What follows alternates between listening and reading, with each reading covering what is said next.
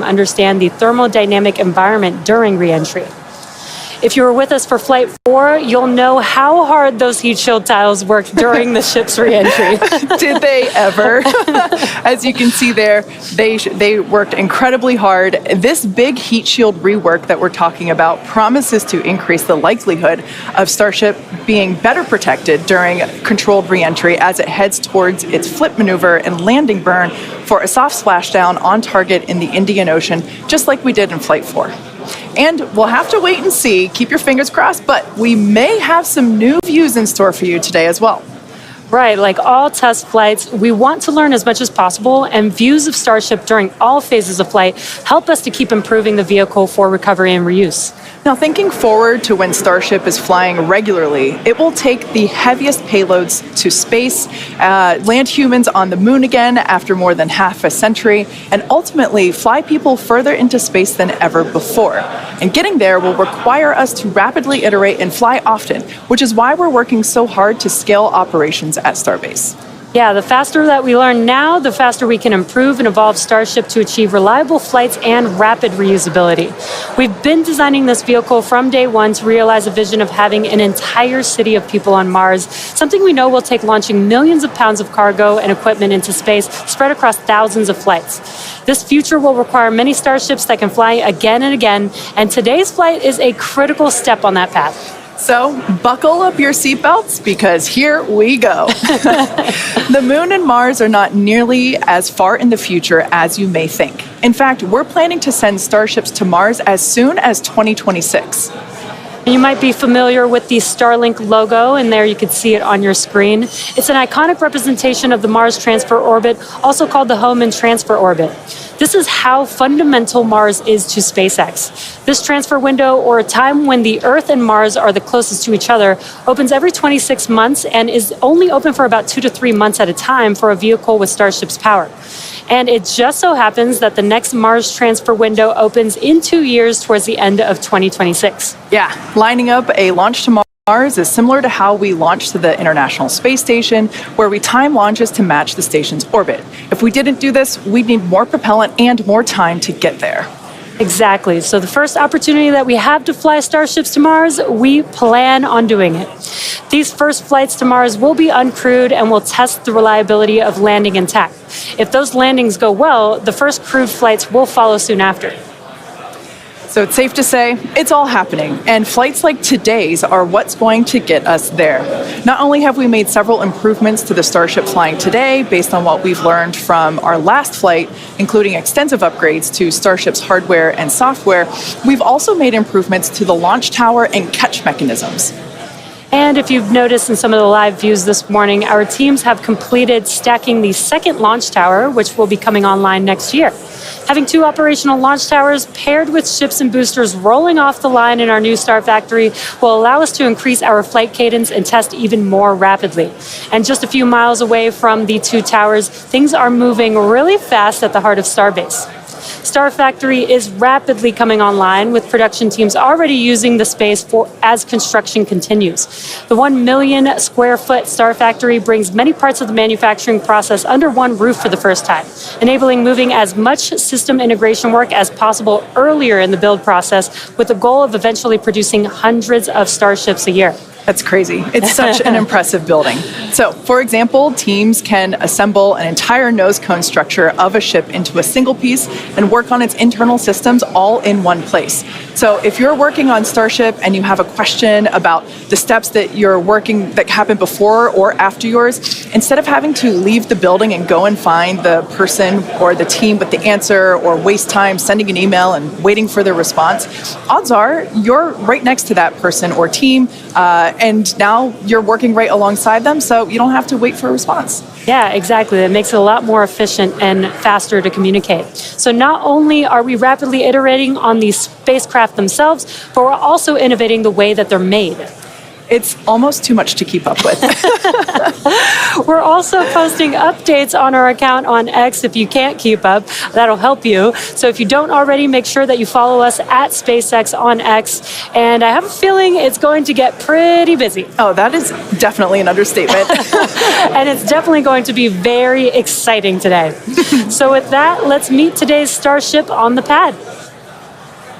Starship features two major parts, the ship, which has 6 Raptor engines, and the Super Heavy booster, which has 33 Raptor engines. The current iteration of Starship is essentially an experimental vehicle flying for development. With a few planned upgrades, Starship will have 3 times the thrust of Saturn V, plus the added benefit of full reusability. Starship 2 will be capable of carrying more than 100 tons to orbit, and Starship 3 will be able to lift more than 200 tons to orbit.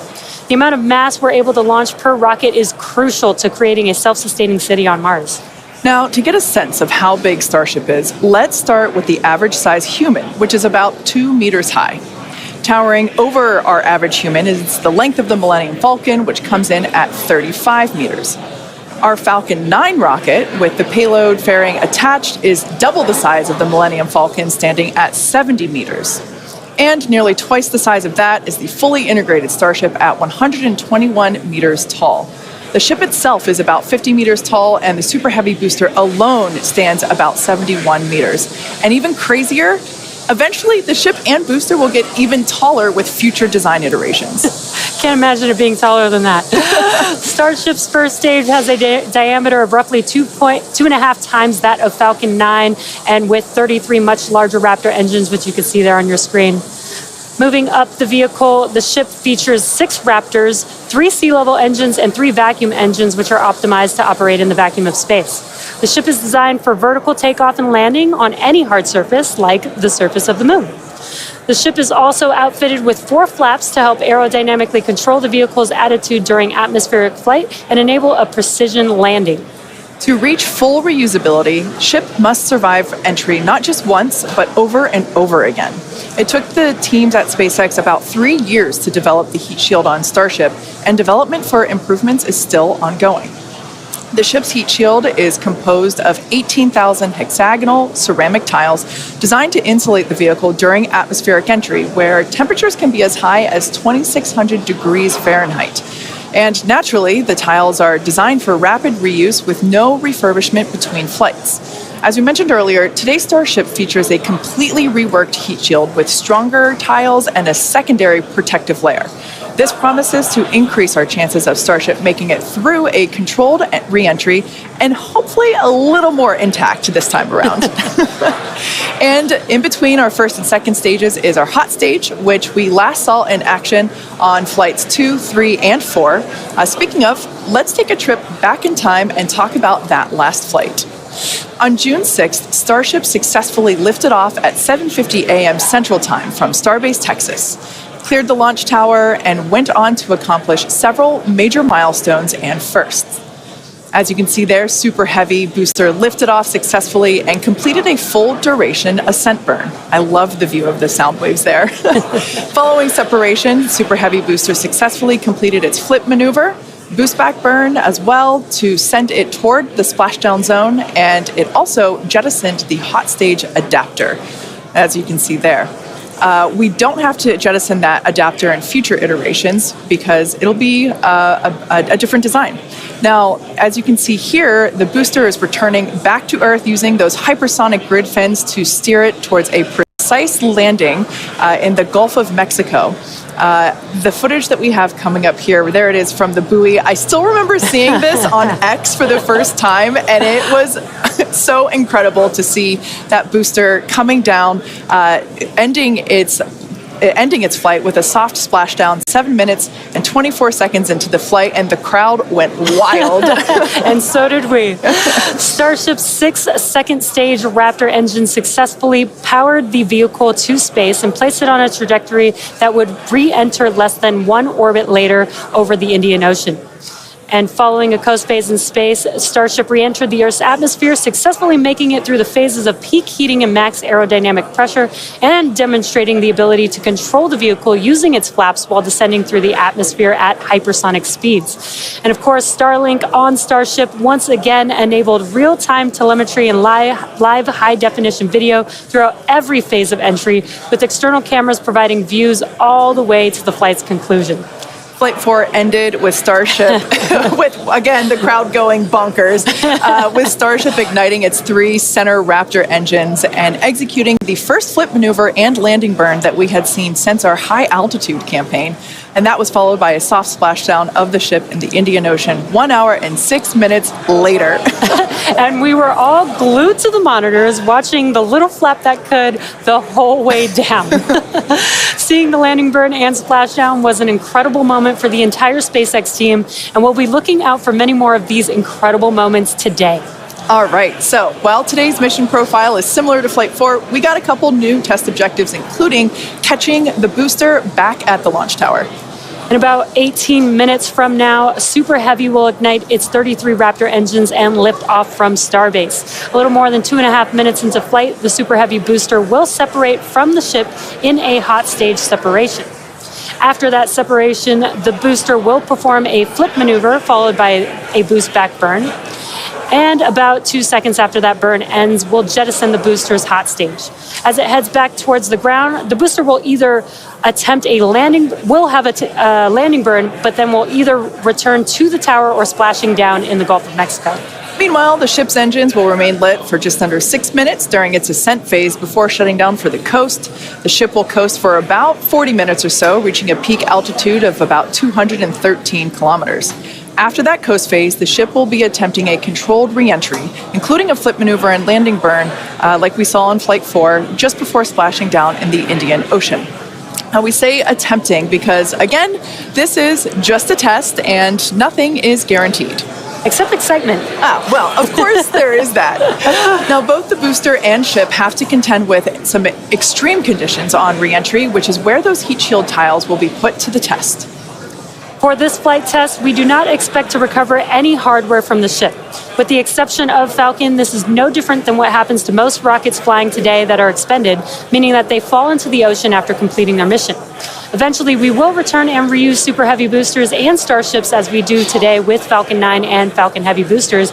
And in fact, we've landed Falcon boosters 352 times to date. Oh, man, I hear you say that number, and that is just wild. I still remember the night, or at least most of the night, that Falcon landed for the first time, and it still feels like yesterday. Yeah, definitely one of my favorite moments at SpaceX. And returning Super Heavy promises to be an even more impressive sight and a huge moment on the road to rapid reusability. Yeah, speaking of rapid reusability, future Starship designs will give Super Heavy boosters a lighter weight and integrated hot stage intended for full reusability, which will mitigate the need to jettison the hot stage like we'll do today. Similarly, even though ship recovery is not expected, the telemetry and data we receive all the way to the end is what we're what we're looking for, and is what will get us to a rapidly reusable Starship of the future.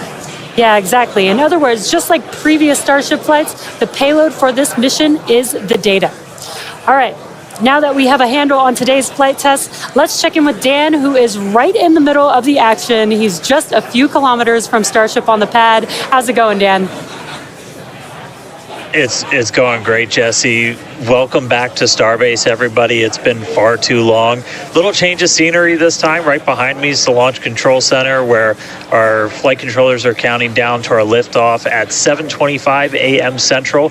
We are a little bit later in our window. The main reason is we're working to clear out the range. Have not been tracking any technical issues so far to preclude that launch. So 7:25 a.m. Central, 12:25 UTC is where we're marching down to. As you can see, we're actively loading propellants on board Super Heavy and Starship. Liquid methane for your fuel, liquid oxygen for the oxidizer. Prop load on the ship started at about T-minus 49 minutes, booster at T-minus 40 minutes. We're going to keep loading propellants on those vehicles right down to the wire. Ship will close out at about 3 minutes and 20 seconds before T0, and then booster just about 30 seconds later. Now, with our startup sequence, it's going to look very similar to what you saw on Flight 4. We already tested it with this booster and its static fire. We're going to see the Raptors start to make fire at about T-3 seconds, and then we'll start them up in 3 different banks. The first inner 13 will fire, and then about a second later, 15 of the outer ring engines, and then about 0.8 of a second after that, those final 5. Another reminder, if we need to hold, we have a built-in spot at T-40 seconds. We can hold for stuff like if we need to finish clearing the range or if any other technical issues pop up, just kind of in the last second. But if there's nothing holding us back, we're going to go right past that and go down to 0. So, I mean, as of right now, we're just under 14 minutes away from liftoff, not working any technical issues. Range is expected to clear. We're just clearing out a few more boats. And as you can see, the weather is perfect. We had 100% go for launch from the weather officer, so that was pretty unprecedented and something we really like to hear. If we're not able to go today, since we are loading prop, it would likely be about 48 hours before our next attempt. But really looking forward to being able to turn around and see it this time, counting down to 7:25 a.m. Central, and I'll see you guys in a couple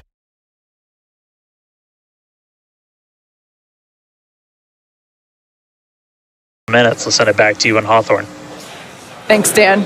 Now, one of the most exciting objectives for Flight 5 today is attempting to return the booster to the launch site that you see right there, and it will be caught by the tower. We refer to this simply as booster catch. As you've heard us say, Starship and Super Heavy are designed to be rapidly reused, which is why we've developed a novel way of returning the vehicles that leverages the same hardware we use for stacking ahead of flight. Right now, when we recover our Falcon boosters, they either return to a separate landing zone on land or to a drone ship in the ocean, both of which require time to transport the vehicle back to the launch site. In order for us to achieve truly rapid reusability, we need a quicker turnaround, and thousands of criteria that need to be met. There are 3 primary gates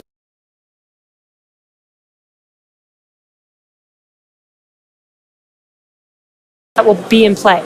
In order to proceed, automated checks have to indicate we have a healthy booster and a healthy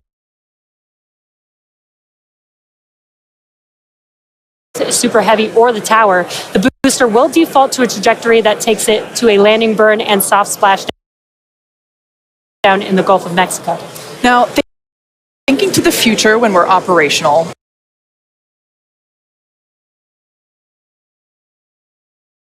to attempt the catch, like Jesse said, if everything on the booster and tower checks out after launch.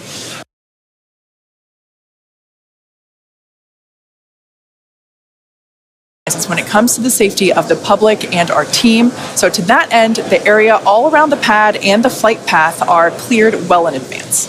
Exactly. A lot of things have to go right in order to line up the booster catch. So don't be surprised if we don't attempt the catch today. Either way, today's flight will generate data that will continue to inform our future flights and help us get to that operational cadence. Yeah. Oh, you can't forget what else it will generate. Are you thinking what I'm thinking? I mean, I was going to say a sonic boom. Oh, I was going to say excitement, but that's a really good reminder. Now, if we do make it to a catch attempt today, Super Heavy may generate a sonic boom upon its return. And that's basically a brief thunder-like noise that we hear when an aircraft or other object travels faster than the speed of sound. Anyone that has been in the area for a Falcon 9 land landing in Florida or California, or even some space shuttle landings, may have heard one of these. Generally, the only impact in those surrounding areas of a sonic boom is the brief noise, with variables like weather and distance impacting if or how the sonic boom is heard. Here's a brief look at how these sonic booms look and sound on Falcon. I know a lot of people will be excited when they hear the sonic boom. And these are going to provide quite a show because you're going to hear those sonic booms.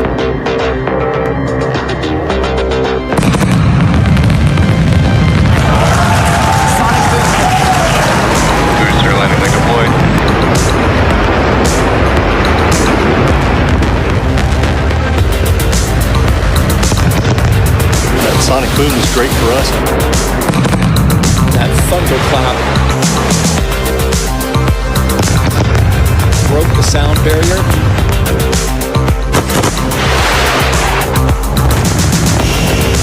Side booster separation confirmed.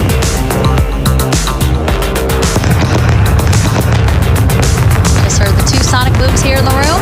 Booster landing confirmed.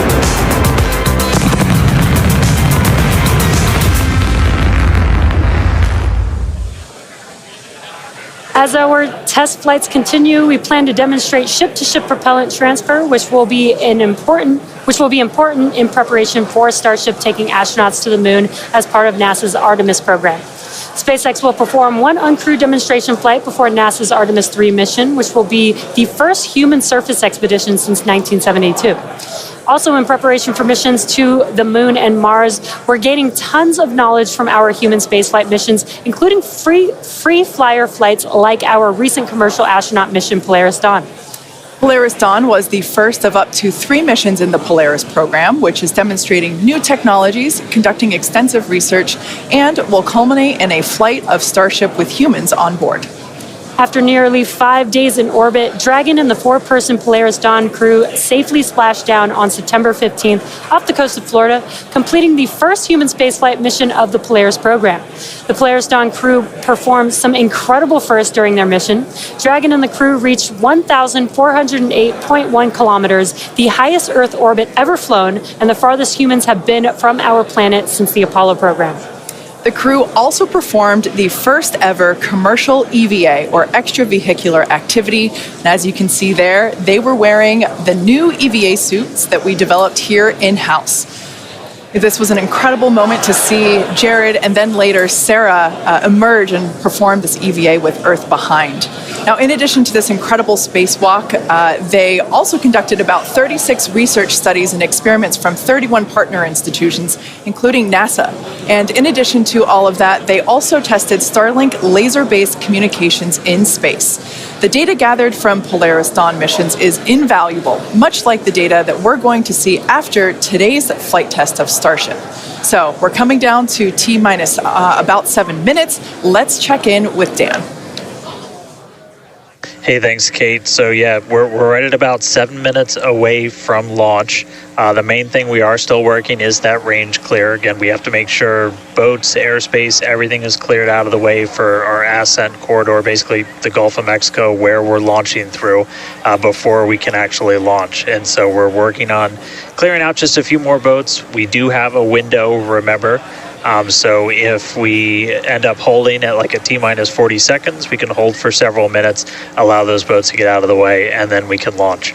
Our window is from 7 to 7:30 Central, so we don't have a huge amount of time today, but we do have some margin if we need to work with it to still get off the ground today. For now, though, we're coming up on finishing prop load on both vehicles. Header tanks are pretty much topped out on the ship. Those are going to be used for its landing burn. And again, we're going to be closing out all of the prop load at about T-minus 3 minutes, 20 seconds for the ship, and then just 30 seconds later for booster. One kind of cool thing to talk about, so the folks in launch control behind me, after liftoff, they're going to have some pretty special tasks today if we're going to go through with the catch. They're going to be doing some really detailed inspections just visually of all of the different tower systems, a lot of those things that we upgraded, just to make sure that we are in the right posture to actually proceed with the catch. So they'll be working kind of fast and furious behind the scenes to inform the flight director's manual command to send the booster back. So if we hear that command being sent, that's going to be just the roof's going to come off. That's going to be a really exciting moment. So otherwise, if we don't go today, as you guys talked about, there is a chance, and if we don't send the booster back, we'll do a landing burn and a splashdown in the Gulf. And then that's just another landing burn to gather more data, learn more lessons from, and then we'll come back and try the catch again on the next one. But as of right now, we're coming up on 5 minutes. There is a chance that we'll hold or extend into the end of our window, so don't be surprised if that ends up happening. But if those boats do get out of the way, we are just about 5 minutes away from launch. So I'll check back in just a moment, but back over to you, Kate and Jesse. Thanks, Dan. Our rapid iterative development approach has been the basis for all of SpaceX's major innovative advancements, including Falcon, Dragon, and Starlink. Today, we're testing hardware and systems, and we need to know how they perform under the most extreme conditions. We'd much rather find the bugs now during testing than later on when there's more on the line. And to reiterate, while we do determine an acceptable level of technical risk on our vehicle and pad in order to learn as fast as possible, we accept no compromises when it comes to the safety of the public or our team. So that is to say, this is only the 5th of many future flight tests of Starship before it becomes fully operational. You might remember the Starlink panels that are incorporated into Starship, and you can see them there on your screen, those rectangular panels on Starship's nose cone. Starlink brings us the epic views in space and on reentry, and also helps deliver us the critical flight data engineers need to continue development. In addition to enabling our rapid iteration on Starship, Starlink is also enabling life-saving communication here on Earth. SpaceX is sending tens of thousands of Starlink kits in response to Hurricanes Helene and Milton, and providing free service through the end of the year to support recovery efforts. The Starlink team also worked with T-Mobile to activate our direct-to-cell satellites to provide basic texting on T-Mobile and emergency alerts for all phones and carriers of those in affected areas. If a phone connects to a Starlink satellite, it will have 1 to 2 bars of signal and show T-Mobile SpaceX in the network name. SpaceX's direct-to-cell constellation has not been fully deployed, so these services are being delivered on a best effort basis. Starlink is enabling life-saving communication here on Earth and continues to help us push the limits in space. In the short term, by providing great views and real-time data on our next few flights, particularly through reentry, which historically is a blackout period for all communications.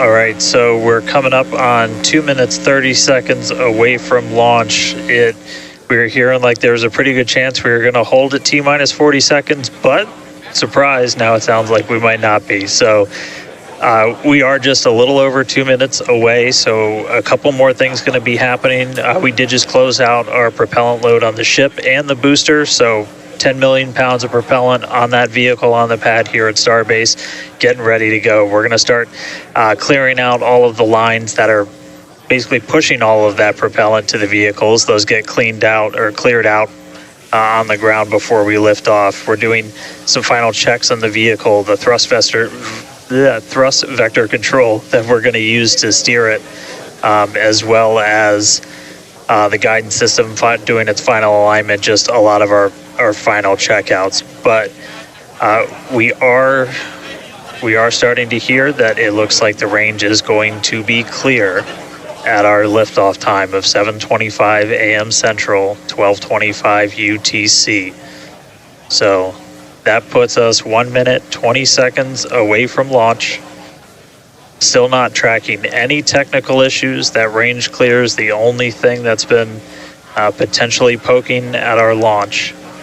So I'm going to start to quiet down. We'll hear our flight director for today, Tristan Pierce, give some of the final call-outs. As of right now, we are 1 minute away from liftoff.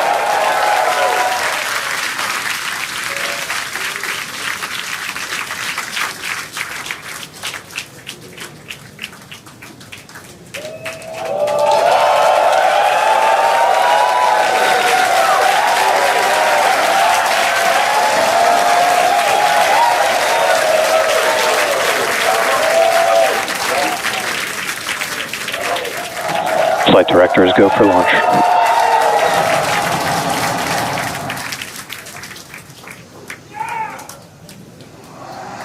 Best words you could possibly hear 20 seconds away from liftoff.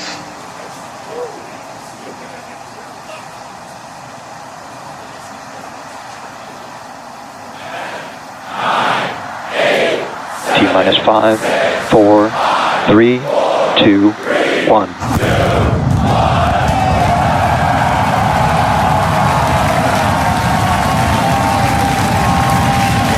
We have liftoff.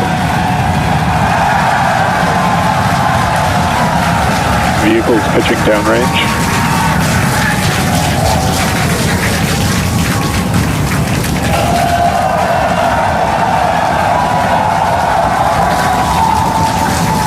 Booster after chamber pressure nominal.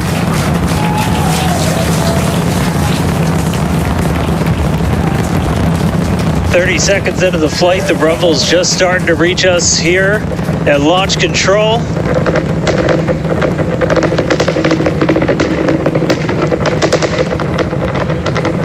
Booster ship, That avionics is power, the telemetry sound nominal. of 33 Raptor engines.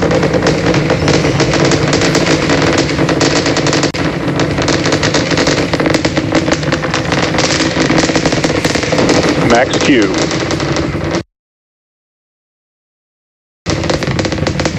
Now pass through the maximum aerodynamic pressure, the most stress the vehicle's going to see on the way uphill.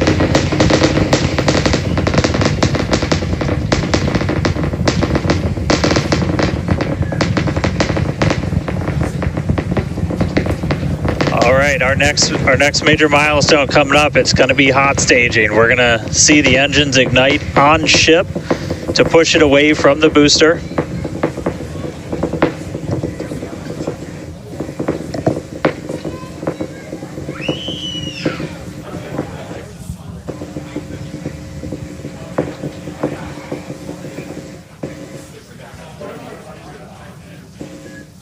All right, so hot staging is going to be the next thing coming up. First, we're going to see the booster.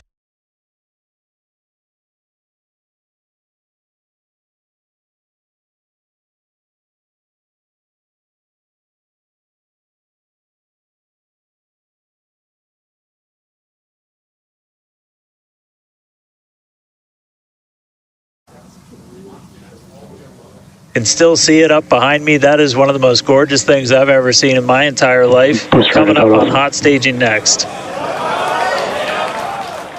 Ship engine There's startup. most engines cut off. Stage separation. Booster Stage separation, hot stage separation confirmed. Ship under its own power. I'm seeing 6 out of 6 Raptors lit. Hopefully I got a booster on the way back to me. I'm going to send it to you guys in Hawthorne. Oh man, that was absolutely incredible. I loved how the crowd Chamber pressure is nominal. The crowd here in Hawthorne all went ooh at that first view of the blue flames from the booster. As you can see there,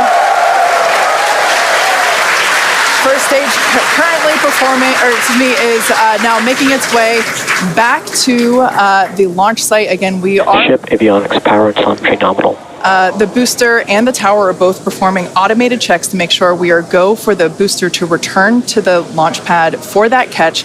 And once those are complete, the flight director... Boost back burn shutdown. Flight directors go for booster return. And we did hear that the tower is go for catch. So that was one of the big criteria we were looking for. This view We'll here... wait to hear that the go for catch has been sent. Beautiful view here from the ship. And so exciting to hear that we got a go for booster catch. That means it's going to be a really exciting morning.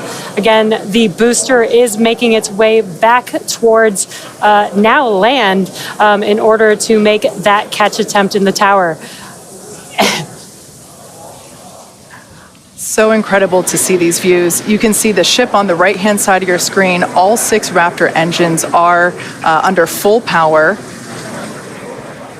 Once again, the booster is making its way back to the launch site. We are going to try and catch it using the chopsticks on the launch tower, the exact same tower that it just launched from just, 5 minutes ago. Yeah, and the booster... Starship on nominal Guys, trajectory. I can confirm the command was sent for the booster to come back. That is So I'm incredible looking news. up right now. It's pretty much right overhead of us, and we can see it starting to come down. I can't wait for us to hear the sonic boom through Dan's mic. That is going to be incredible. It was so cool to hear the liftoff. And so once again, a successful on-time liftoff of Starship Flight 5. The ship has separated from the booster. The booster is there on your screen. It is making its way back to the launch site. We are going to attempt the catch using the chopsticks. We did hear the confirmation that the command was sent to the tower. We are go for catch. And in order to... And guys, we should just be about 30 seconds away from our landing burn. It's going to happen in 3 phases. We're going to land 13 engines, burn off all of that velocity. Oh, we can see it coming down through the plume.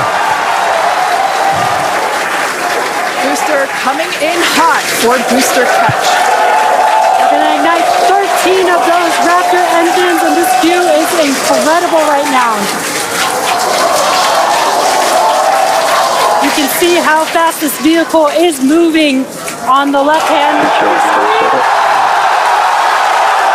Landing burn has been ignited. We're now down to 3 Raptor engines. We can see those chopsticks now in the air.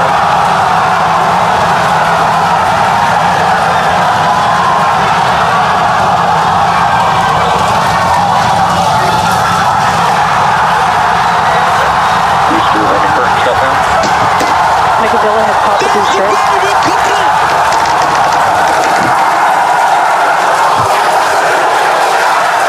This is absolutely insane.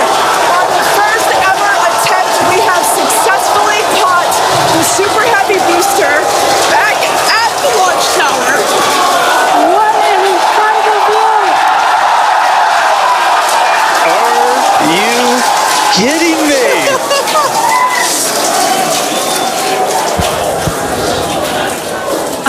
Dan, Wow.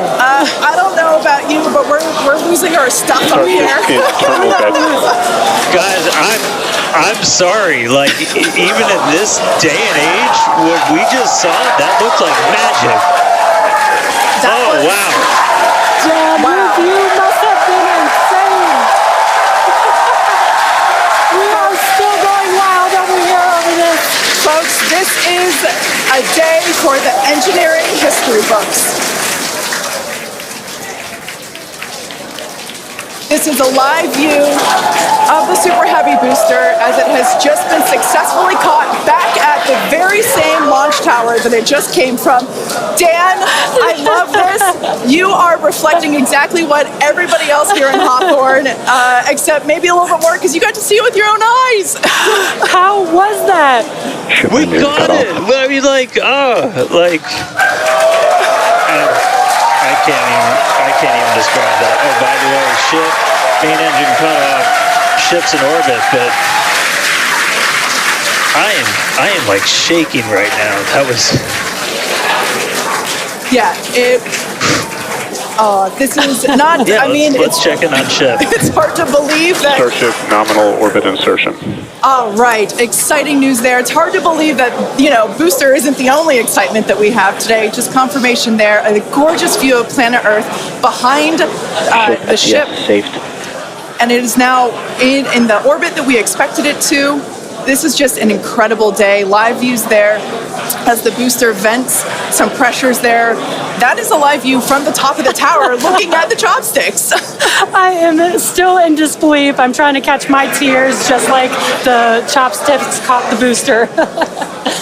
It has been nonstop since liftoff.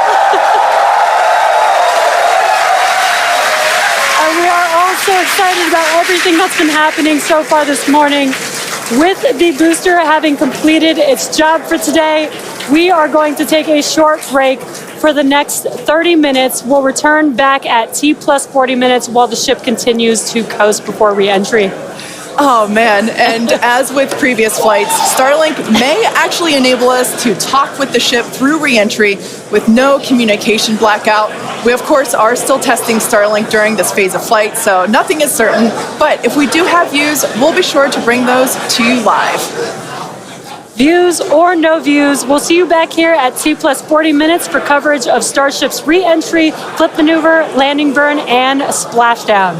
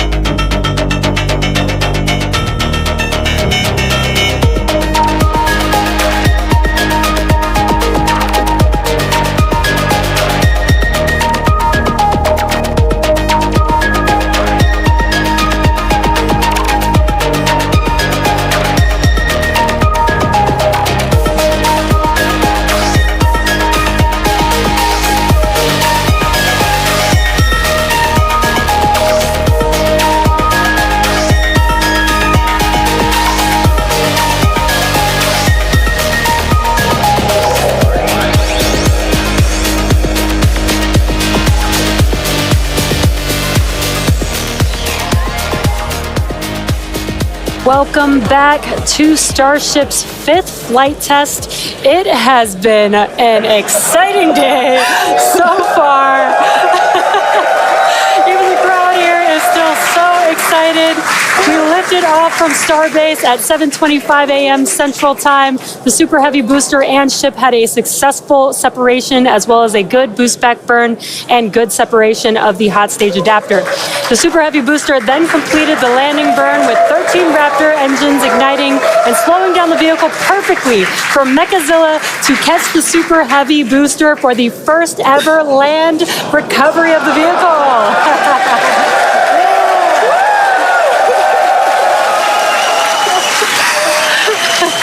Now, it is insane to think that we're not done yet. We still have, in about 48 minutes, the ship will re-enter. The flap, all the flaps that will today, not that could. The ship will re-enter the Earth's atmosphere. Now, as a reminder, one of the main goals of today's test flight is for the ship to make it through the extreme heat of re-entry and to do so in a controlled manner. We learned a lot about this phase during Flight 4 and, as a result, completely reworked the heat shield, but more on all that in just a minute.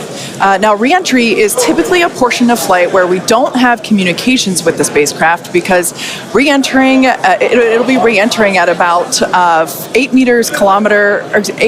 8 kilometers per second, or about 5 miles per second of roughly orbital velocity.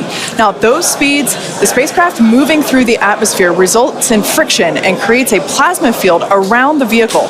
We saw this in action on Flight 4 thanks to Starlink, and wow, it was breathtaking. The blanket of plasma ends up distorting communication frequencies, so it's not uncommon to experience brief blackouts in communication, but hopefully that's not the case today. And Kate, that's where Starlink has just kind of been just the unsung hero and the MVP of this test campaign. I mean, it's able to give us data, not just awesome video, but also data in real time as we're going through reentry. I mean, this is something that throughout the history of spaceflight just hasn't been possible. And this is an environment that is so unforgiving, so hard to model, so hard to understand. And for the first time ever, we're able to literally watch as it unfolds in real time, get that data in real time. And we're able to do that with Starlink. And it's great for us because we get to see something. We get to see the greatest light show on the planet or off the planet. But what it means for this program, we're able to learn tremendous amounts about our heat shield, our angle of attack, everything that we're doing as we're coming in through the atmosphere at hypersonic speeds. And it's you can't just thank it enough. And also, special shout out, you're going to see some additional flap camera views. We've got a really amazing team of avionics, cameras, electronics, software people who made all that possible. And so hopefully they're going to give us an even better show on the way in today as we're coming in at about 5 times the speed of sound. Yeah, those flaps, Dan, that you see there, that's what's helping. Starship is in a good attitude for entry, approaching the entry interface. And some good call-outs there, preparing for re-entry for Starship. And again, that's what Jan was mentioning, those flaps on the vehicle. And if you've been watching us for the last few minutes, you could see that the flaps were rotating around and helping orient the vehicle as it prepares for the beginning of re-entry today. Yeah, exactly. Re-entry will be enabled by that heat shield that you see on the bottom half. That heat shield is made up of 18,000 hexagonal ceramic tiles, and they are designed to insulate the vehicle during atmospheric entry. At that point in time, temperatures can be as high as 26,000 degrees Fahrenheit or about 1,400 degrees Celsius. The design itself also permits for rapid reuse with no refurbishment between the flights. And fun fact that I think is just incredible in terms of scale scale, but the heat shield alone on the ship has a total mass of 10.5 tons, which is crazy because these things are really lightweight. They're made out of ceramic. We have a couple of them here. The one that I'm holding is used on flat surfaces, as let's see if we go that way, because as it's flat. The one that Jesse has is kind of more what you see there on the side. Yeah, exactly. And having these different shapes, the flat version and the curved version, allow us to cover a lot more of the surface area of the vehicle. Again, we need to protect every portion of it. So even those curved surfaces, and especially the hinge area, if you watched Flight 4, is really what we want to make sure that we protect. And yeah, Kate, these are very, very lightweight. But when you put 18,000 of them together, they add up to 10.5 tons, which is incredible. Now, we did mention earlier that the heat shield has been completely reworked. Starship has entered the atmosphere, remains on a nominal entry trajectory. We can start to see that plasma now starting to build up on the side. It's not quite full plasma yet, but we are starting to see that color indicate that the heat is building up on the heat shield. Yeah, this is such a cool sight to see because you really never really have gotten to see this live before Flight 4. Yeah, and as Kate mentioned, it's getting a little more red, as you can see there on your screen. That means that heat is building up, but that's exactly what these heat shield tiles are there for, is to protect against this plasma and this really, really extreme heat that the vehicle is going to see for about the next 10 more minutes or so.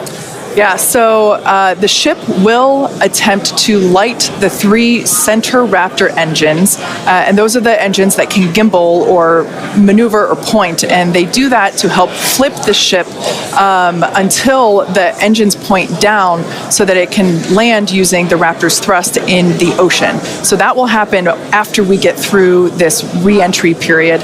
Again, now starting to see. And we also might start to see the flaps actuate a little bit here as the vehicle controls its role during re-entry. That was one of the main learning points from Flight 3, was the roll control didn't work quite as well as we wanted it to. We learned that we needed some redundancies, so we added more roll control thrusters, and we'll see those in action as well today, as that was a Flight 3 learning that worked better on Flight 4 and still enabling that same design today. Yeah. Starship has passed through 85 kilometers altitude. Flaps now have control of the vehicle. Great call out. As Kate mentioned, the flaps are controlling the attitude of the vehicle. And I love these views because it looks so calm. Everything is relative, right? So relative to this camera on the ship, it looks so calm and smooth, but the vehicle is traveling extremely fast. You can see the speed on the bottom right-hand corner of your screen. Starship is designed to land on Mars where there are no runways or other humans to help out. So we also want rapid reusability. So we're doing propulsive landing instead of a more traditional means like parachutes. And so we will use the engines on this vehicle to help slow the vehicle down for a vertical landing. Yeah. Now, entry is going to basically happen in 5 phases. The first is low drag. That lasts for about 3 minutes. Next is high heating, and that beginning when heating increases above the heat rate breakup limit. That lasts for about 10 minutes. We then have high dynamic pressure.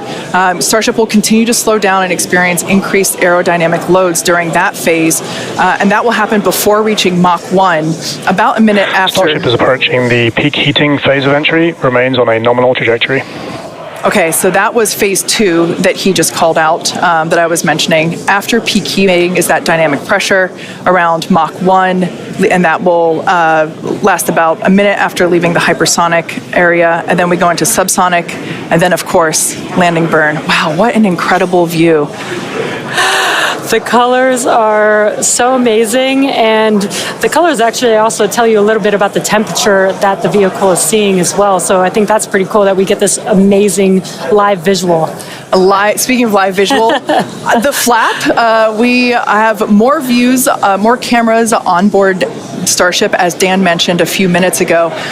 We are hoping that all 4 flaps will stay more intact than they did last time. We did make some changes to the design in order to help enable Starship this. is now experiencing peak heating, remains on a nominal entry trajectory. Great news there that Starship is continuing along the path that we intended it to fly. You can keep track with how fast it's going and how high it is above Earth using the display that is there on the bottom right-hand side of your screen. And guys, this is where we're really going to see a lot of those improvements from Flight 4 really come into action. As you guys kind of talked about, so it's called the static arrow. Those are kind of the poke out points on the flaps. Those get exposed to some pretty extreme heat environments, and so we added some additional, basically made it a lot more robust for the thermal protection there. And we learned not just from visuals and stuff like that. We had those missing tile tests on Flight 4 where we intentionally left some out, kept in some backup layers. They're called ablatives, which means they just gradually melt away to help dissipate the heat. And we've got an entire layer of ablative underneath the tiles on this Starship today. So even if you get a gap in a tile or a tile is broken, anything like that, we've got essentially backup options. And what we're really trying to do today is do an on-target landing. As we lost the flaps, you lose a lot of your control, and so we didn't land right on target last flight. This time we're trying to really nail the target within just tens of meters, and that'll just be a really huge step on feeling like we're closer to bringing a ship back. Obviously, there's a lot of work before we get there, but we just caught a booster. We're going to start looking real soon at when we can catch a ship. So the view on your left is as a helicopter passes by Dan, bound at Starbase. The view on your left is a camera that's positioned near the nose of the ship, looking basically down toward the flap. The view on the right is looking perpendicular to the flap. So we're looking basically bird's eye view onto the flap on the left-hand side, and then a worm's eye view from the side with that view on the right. Yeah, sorry about that, guys. Maverick just buzzed the tower. He might be coming back, so. Now, these views brought to us by Starlink, it's incredible that we have this high-definition capability. In fact, that view on the left... Starship is now halfway through the peak heating phase of entry, remains on a good trajectory. So great news there, hearing that we're about halfway through the peak heating phase. Like I said earlier, this lasts roughly 10-ish minutes. And we did hear earlier that the flaps have control of the vehicle, so also good news there. It is incredible that we've basically had views the entire time. Right, yeah. Thanks to Starlink. My memory did black out a little bit after booster catch, so I think we had views. But all through the coast phase, we had some beautiful views of planet Earth behind the ship as it was in its orbit. Yeah, and I also do want to point out on your right-hand screen, we've got a more encompassed view of the flap.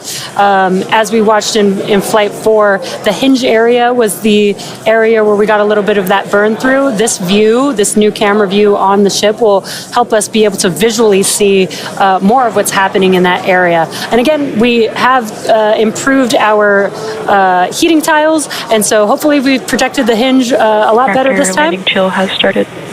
But again, these views are additional to the data that we get on these flight tests that help enable us kind of put the data that we get in the computer to the visuals that we see and try and align those and and use that for improvements in the future. Now, we heard a call out there saying that engine chill has begun. This is an indication that we are starting to flow a little bit of the super cold liquid oxygen through the hardware, through the Raptor engine, specifically the turbo pumps, to help ensure that the hardware is at the right temperature before we give a full push, a full flow of propellant at engine startup. So all of that to say the landing burn. We definitely are. And again, if you look at the bottom right hand of your screen, you can see the altitude that the ship is, and it has been slowly making its way closer and closer to Earth. We're currently at about 63 kilometers from planet Earth, and you'll see that number trend lower and lower as we get closer and continue through this reentry. Yeah, this is going to go on for a while longer. We have about 10 minutes or so, roughly, before we execute the landing, the ignition for the landing burn, starting with the landing flip. So we're making a controlled reentry. This is one of the primary objectives for Starship today, is to demonstrate another controlled reentry, even more controlled than what we saw on Flight 4. And so far, that is looking good.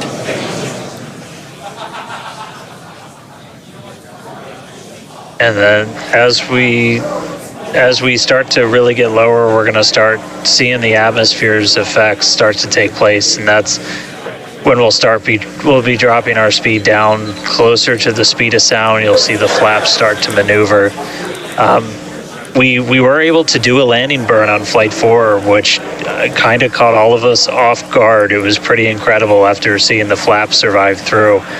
And we're going to try and do another one on this flight today. We tweaked it a little bit, so we're going to try and splash down at a little bit of a gentler angle this time, instead of just kind of hit the water and fall over. And the goal with that is try and keep the ship intact, and then if we're able to then get some additional video of it, again, that's just more data. And everything we can see, everything we can get extra, like a couple extra seconds or minutes of data coming from the ship after Starship has splashdown. passed through the peak heating phase of flight, approaching maximum entry dynamic pressure. All right, we're through peak heating. Coming up is basically max Q part 2, where we're going to hit kind of that part of the curve where we're still moving really fast, and the atmosphere is just dense enough that we're feeling the most pressure. But hopefully we're going to start feeling a little bit less heat now.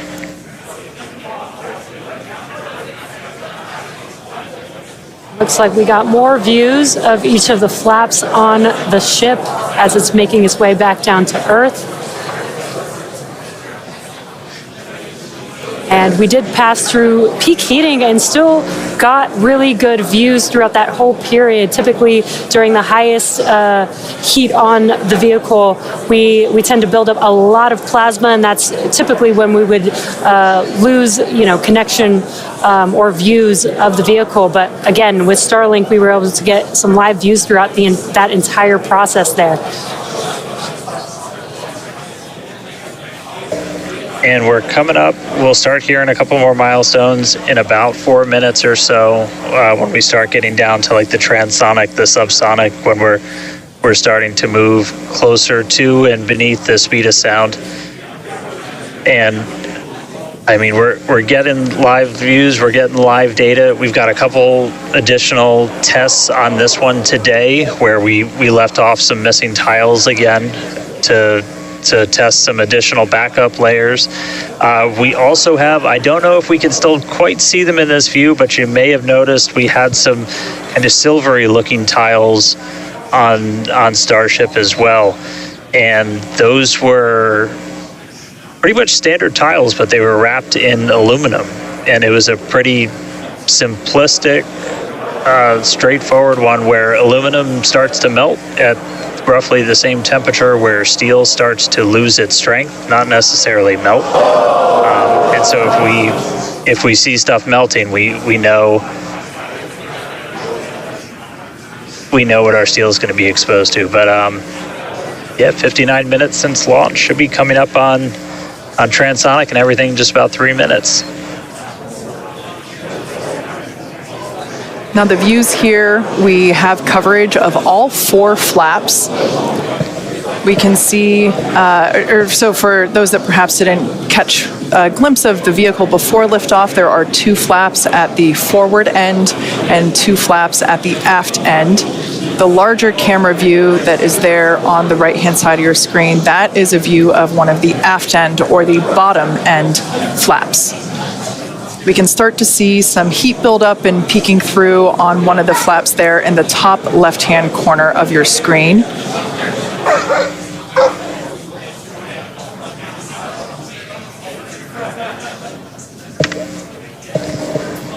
Once again, Starship now at T+1 hour and 9 seconds into its flight today, re-entering the Earth's atmosphere.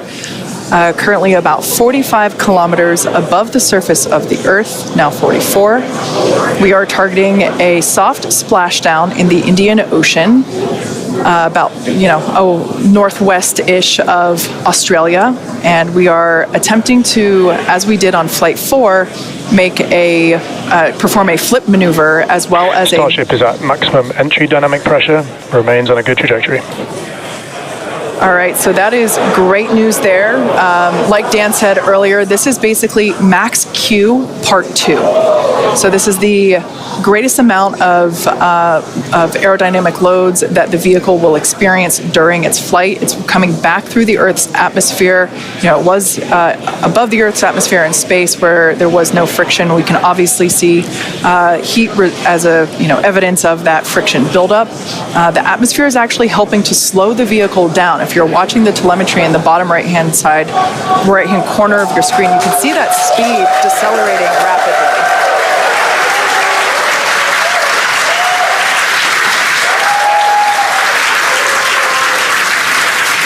Now the 4 flaps on the ship help steer the vehicle, and one of the main objectives for the ship today is to demonstrate controlled re-entry during this phase of flight, this re-entry phase. Yeah, and we have 6 engines on ship, but we only need 3 of them, the 3 sea-level engines.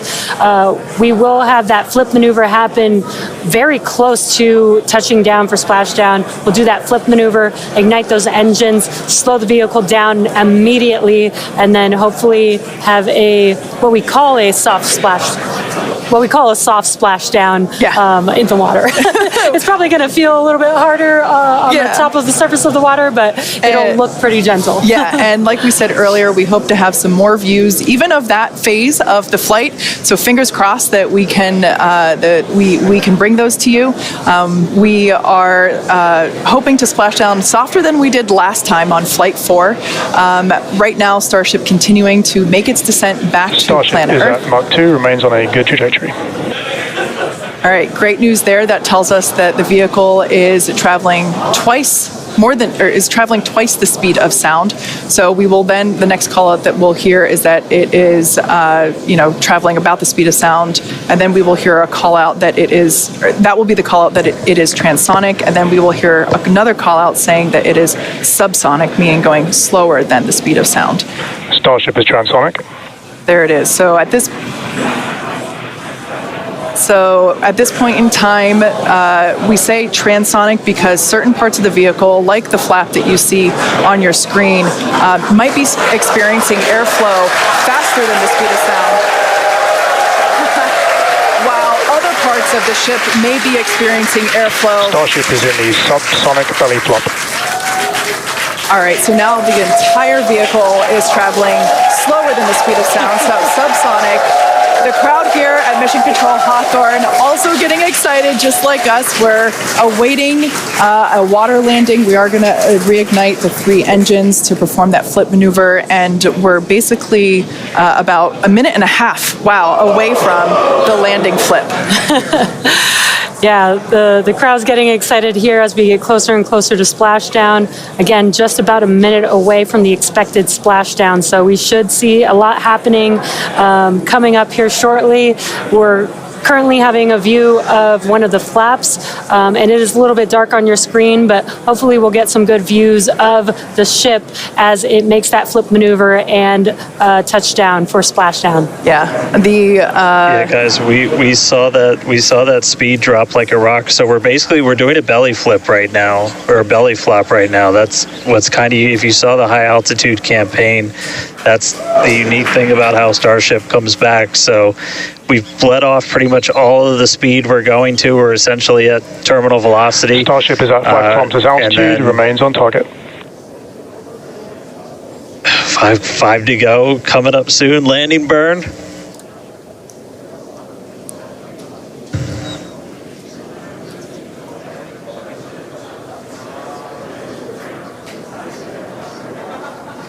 Two kilometers away. Starship is on target, approaching landing burn startup. So keep an eye on the bottom right-hand side of your screen as well. That will be the indicator when the Raptor engines ignite, if we are unable to see that illumination ourselves. Landing burn startup.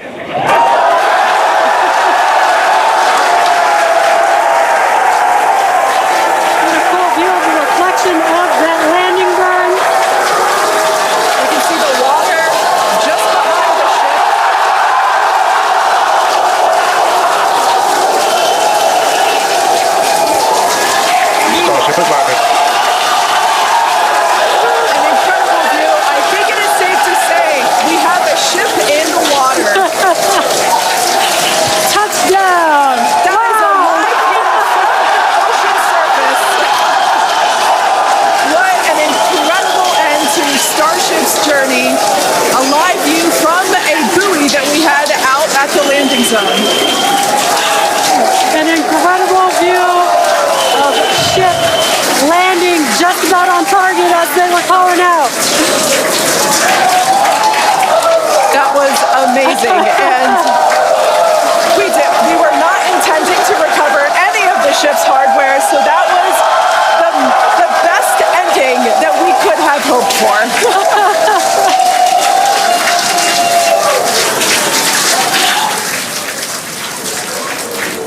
Man, I don't think we're going to be able to get a ton of extra video of the heat shield, but we hit the target. We hit the target.